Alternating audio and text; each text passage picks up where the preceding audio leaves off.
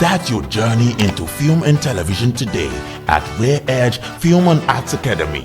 With hands-on training from industry professionals, you can learn digital media design, 3D animation and VFX, film masterclass, entrepreneurship, integrated filmmaking, digital video production, film business, and acting for film. We offer 3-month certificate, 6 months diploma certificate, and 1-year diploma. Take advantage. Access industry experts and our professional facilities. You can register now at www.refaacademy.org. For more information, you can call 081-066-85100.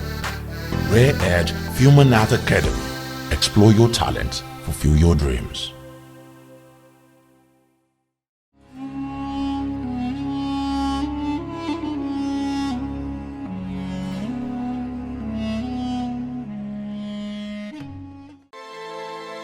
Kosoko loko,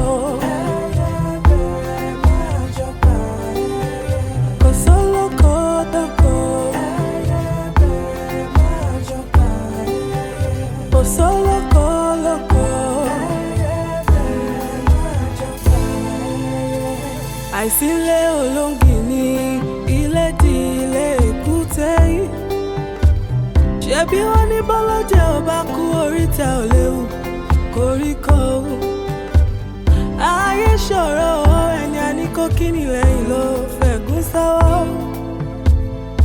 Àṣehùn dúpẹ́ lọ́wọ́ ẹni tó ń ṣe ni tó tún ń gbà ní. Ẹni àníkó fẹ́ni lójú tó bàtà sẹ́nu. Ètùmàrè gbà wá lọ́wọ́ àfojú fẹ́ni ọ̀wá. Kò sólókò lóko.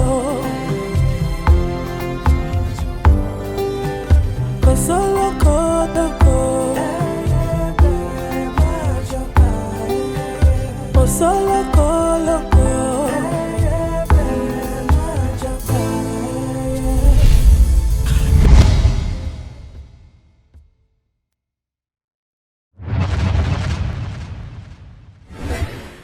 I did tell you, say make you marry me. You tell me, say you not ready for the job. Oh, it's good to see you.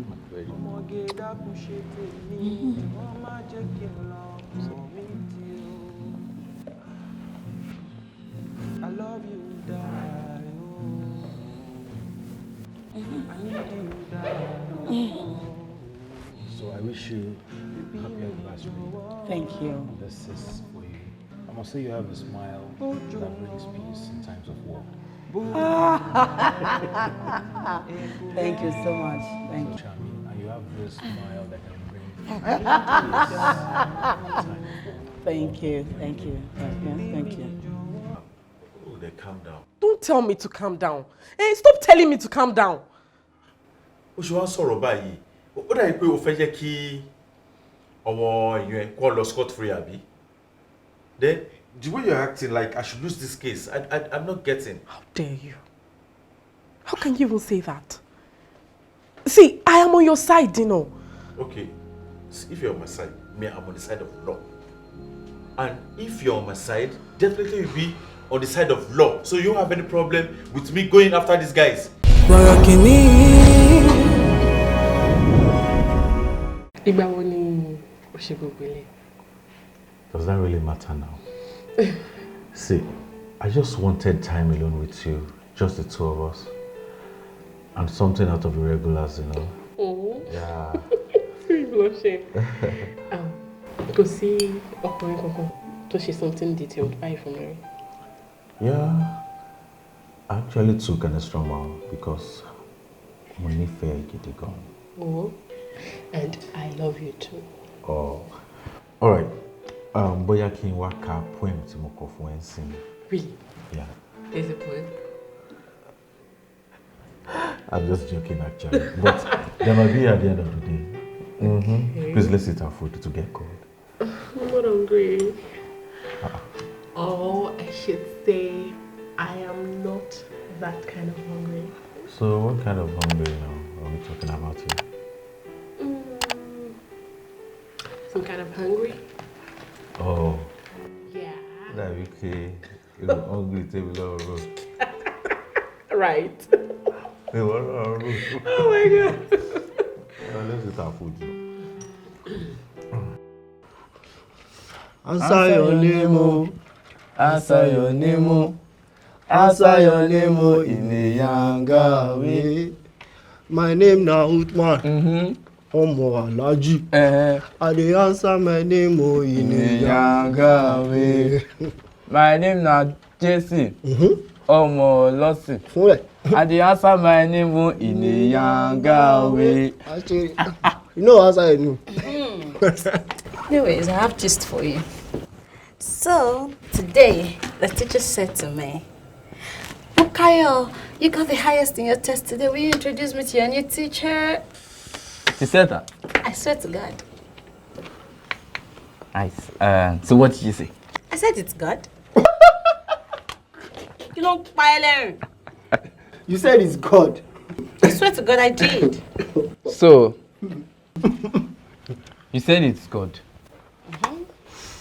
You could have just told her it's one cute, handsome friend of yours that took you on the lessons. I took you on the lessons now. You know, that way I could have gotten girls from your class. She, Ọlọ́run máa ń kọ́ economics. Don't talk about God like that. I'm not talking about God. I'm talking about you and what you told your teacher. It's God.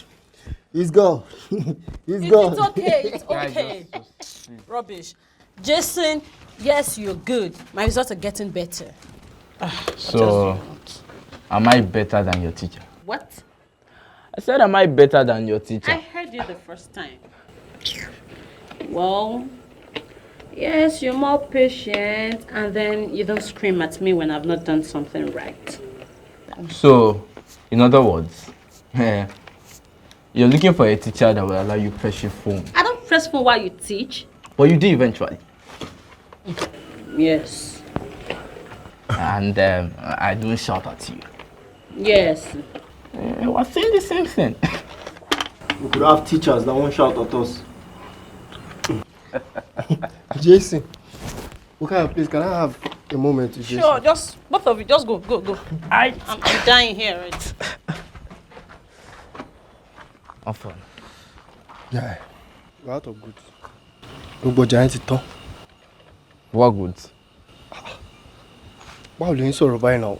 The same goods that we are selling. Gbogbo Jaye ti tán. We have just 4 wraps left. Usman, I need a break from all of this Oja, whatever. I just need time. I need to move away and get time to think all this through. You are joking, right? Onṣere ni o, abi? Usman, I am not joking. I need a break. Guy, I know what you are saying, but this is not the time for that. See, we have a stable market already. Do you want us to lose our credibility? Usman, I need a break. I need a break. You need to restock. This whole thing is going over and over again. We are getting to have people that were selling this thing. You are telling me now you want to get a break. Guy, you need to think this through properly before you take any That's what I am telling you. I need time to think all of this through. So just give me that time. Give me a break. Guy, rubbish no so. My ever so for me, rubbish no so. Guy, it's rubbish. Don't tell me I'm saying rubbish What again. is it? Nothing. My ever so for me, rubbish no so more.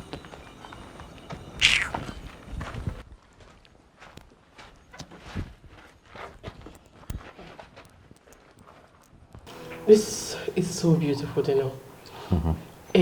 Oh, the magic man. Look forward to more of this pie. Thank you. You're welcome. Anything for you there? I know. If you know that thing, Rono. If you don't know my beer, when is my turn? Joy, Moleko. Kill me by Moleko. Susan, no more golly. Woman, You can say that again. Really, on the most serious on Susan. Move for some papa. Okay. I'm actually thinking, is it not? Where could fish silly? Dino. Let's not start. Let's not go there. We're having a fine evening. Let's not ruin it. No shame, now. And aside from that, see, I don't just want fine evening, just one evening. I want fine evening with you every other day. You know, I told you, Tapaso or innocent will end up arguing. Don't let's talk about this now. Let it be later. Can I just say this? See, this should not be difficult for you. Well, look at me, criminal organization. Excuse me. You know what I mean by being criminal organization? What's the meaning of that? I told you not to ruin this.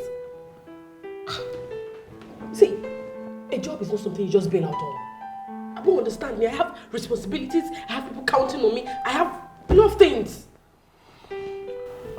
Susan, see, calm down. Just calm down. See, I will be there for you. I'll be responsible for you. I will protect you. Susan, I love you. Only fair gone. I love you too. Sure? I'm sure. Okay, I can bribe it. It will not move. Okay, let me bribe you with this. For my life, not to you. Not sit.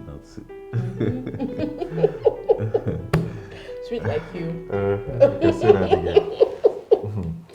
So we have to wait for another delivery. Katole supply I want to answer boy. Okay? Ben, sir. Yeah, you may go. Okay, sir. Okay now. Yes, sir.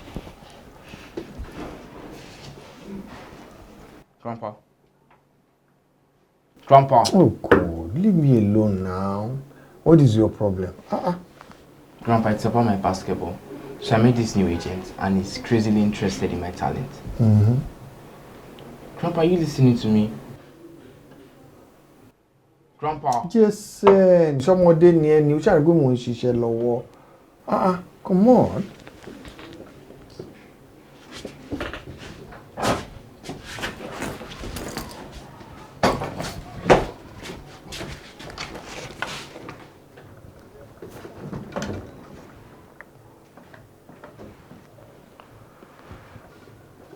Ní kí mo ṣúrù wá sí òkè pé kó wá fi kíní hàn mí àwọn details yóò complete. Yeah.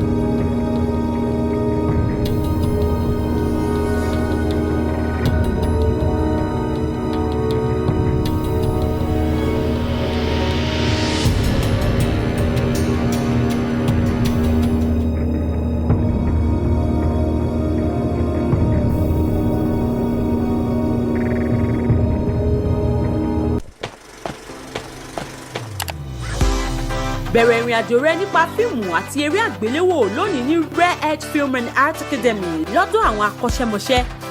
Wá kọ́ ẹ̀kọ́ nípa bí a ṣe ń lo ìmọ̀ ìgbàlódé tòde òní nípa bí a ṣe ń gbé sinimá jáde lóríṣiríṣi lọ́nà ìgbàlódé tòde òní. Ọ̀nà tí a lè gbà sọdúngbó àti bí a ṣe lè sọ ọ́ di ọrọ̀ ajé pẹ̀lú ẹ̀kọ́ nípa eré orí ìtàgé. Àdánilẹ́kọ̀ọ́ fún oṣù mẹ́ta, oṣù mẹ́fà àti ọdún kan fún diplomat. Lo àǹfààní yìí lónìí láti pàdé àwọn akọ́ṣẹ́mọṣẹ́ tí a ní ní ilé-iṣẹ́ wa àti àyíká tó kójú òṣùwọ̀n. Ẹ kàn sí www.refacademy.org. Láti mọ̀ nípa wa síwájú sí i, ẹ pè sórí ẹ̀rọ ìbánisọ̀rọ̀ yìí 08106685100. Rare Edge Film and Art Academy. Fi ẹ̀bùn rẹ hàn lónìí kí o sì mú àlá rẹ ṣẹ.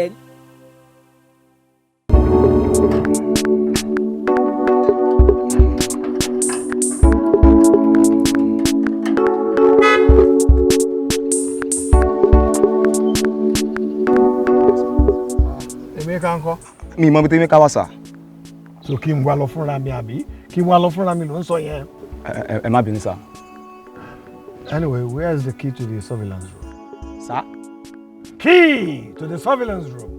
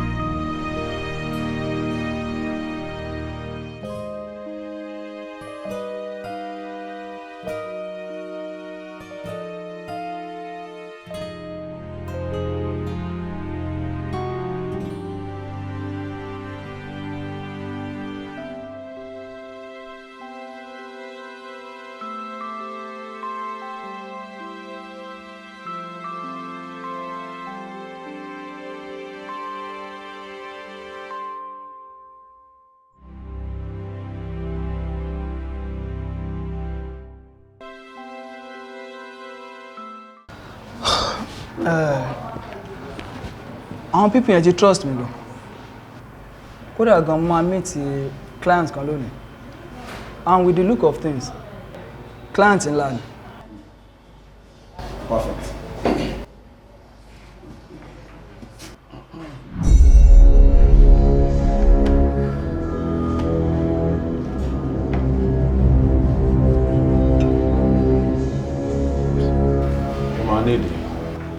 Where village? We call that lower bit. And Rolex. We are counting on you.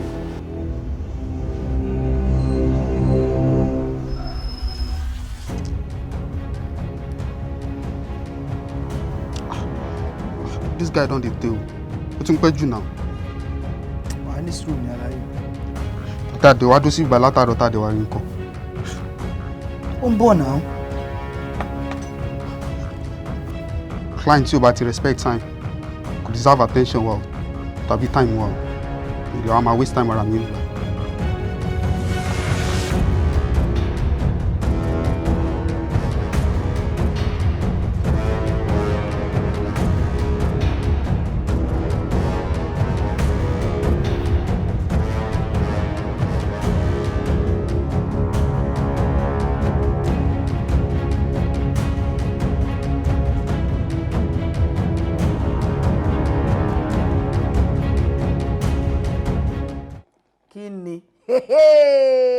tó bá rí gbogbo ayé tèmi gan jẹ́ ń bí báyìí wá jí sọ̀rọ̀ jù yes now ibẹ̀ ni kò jókòó sí ayé wa ń bí báyìí ẹ káàbọ̀ Jacinda. ó bẹ̀rẹ̀ tiẹ̀ nìyẹn bẹ́ẹ̀ ni anytime Jacinda sẹ́ wá gbà ẹni ṣọmọ kò ń ṣe pé bóyá tó bá dé náà mi ní fún ẹ oníkálukú Where is Jason? ṣó fẹ́ yọrun lórí mi ni. Where is he? ẹ ṣé mo gbé pamọ́ mọ̀ tí Jason wà I don't know where he is. Ìwọ mọ ibi tó wà. Ṣé mo gbé pamọ́ ni? Àbí màá mọ ibi tó wà mí ni sọ fún ẹ pé òkè mo mọ ibi tí Jason ò dé sọ pé Jacinda. Bá gbé fóònù òjàre àbí òní gbogbo yẹn ó dẹ̀ ṣe kìíní. Hello. Okay. Ẹni ẹlẹ́ni ti court. All right. Ọmọ má pa mí. Tó bá yá, á di ọmọ má pa rẹ̀. Bẹ́ẹ̀ ni ọ̀rọ̀ Jason yẹn máa jẹ́. Ṣé mo ń sọ sí ó dàbí ìgbà tí èèyàn mọ nǹkan tó ń sọ. Èwo wà ní ti tèmi wàhálà ti tiẹ̀ nìyẹn. Oh, good. Perfect. Good evening, Grandpa. There's nothing good about this evening, boy. Come back!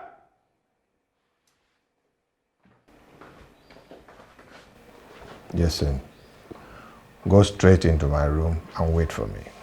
But I just got in, I'm tired. I said, go to my room. At least let me drop my bag. Now! Ǹjẹ́ ó gbé báàgì lẹ̀ náà? Excuse me, ma? Wọ́n ní pé kò níṣó nínú room.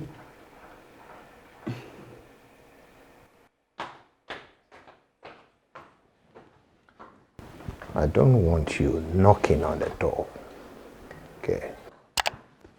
Thank you.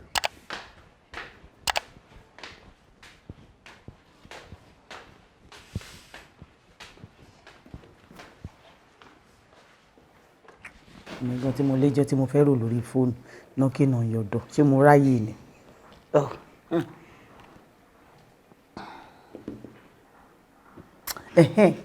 Má bínú ẹ̀kan má bínú bí mo ṣe sọ lọ. Ó dà mọ́ ń gbọ́ ẹ. Bọ̀rọ̀ tí mi òun farabalẹ̀ ṣá ó kì í farabalẹ̀ ó kàn máa da gbogbo nǹkan rú ni ṣó yẹ kí irú idiot yẹn máa bẹ́ẹ̀ sọ nǹkan tó ń sọ yẹn. Of course you are in my plate but ajúrò nǹkan báyẹn ṣẹlẹ̀ ló tì mí ò dẹ̀ jẹ́ kí n gbọ́ kó yẹ kó rí bẹ́ẹ̀ náà. Ó dà kí lorúkọ ẹ̀ ṣó ti tán wọ́n má worry I will deal with it má worry sẹ́ ìwọ farabalẹ̀ kò sí kankan tó máa ṣe mí nǹkan kan ò ní ṣe mí ìwọ kan ní kó máa farabalẹ̀ ni gbogbo nǹkan kan ní wùrùwùrù ní gbogbo nǹkan títí ẹ ó dá mo ti gbọ́ okay.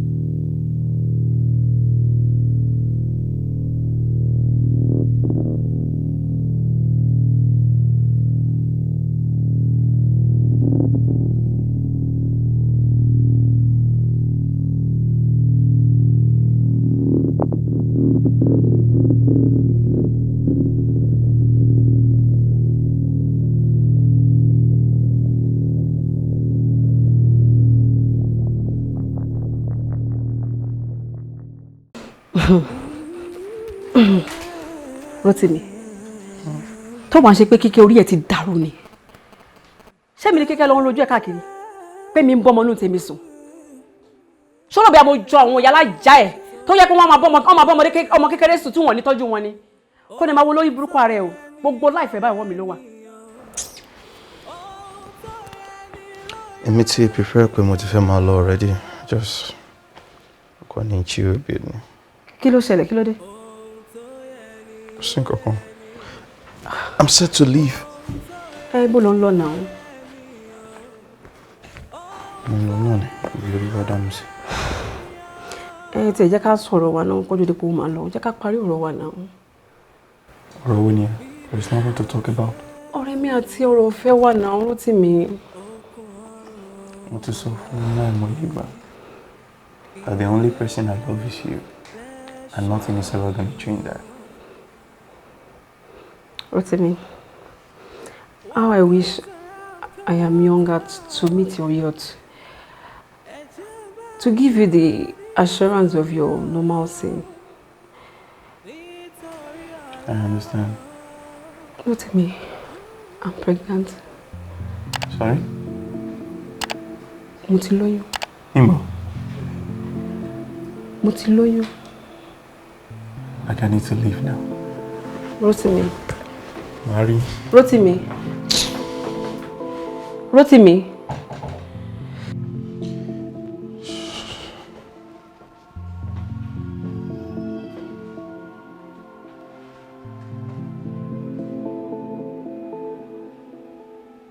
Borokini.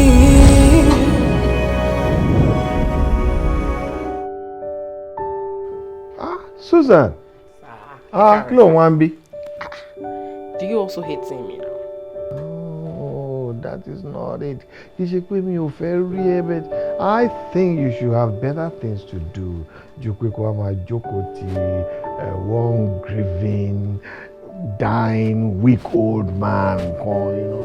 Weak. Yeah. Dying. Yeah. Grieving. Nítorí ẹ̀ náà lè ṣe need èèyàn tó máa dúró tì yín. You need someone around. Irọ́ ló ń wá. Excuse ló ń fún wa. O kàn wá nǹkan kan ṣe so that I distract ẹ ò ní lè rí dínà mọ́, you know, that kind of a thing.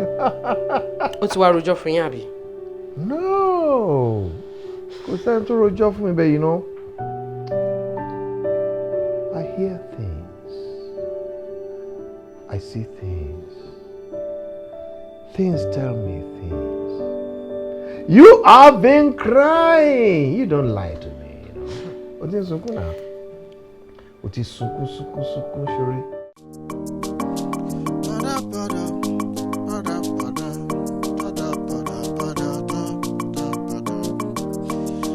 Àjọ jẹ ní ìkọ̀kọ̀, àjọ mu ní gbangba, àjọ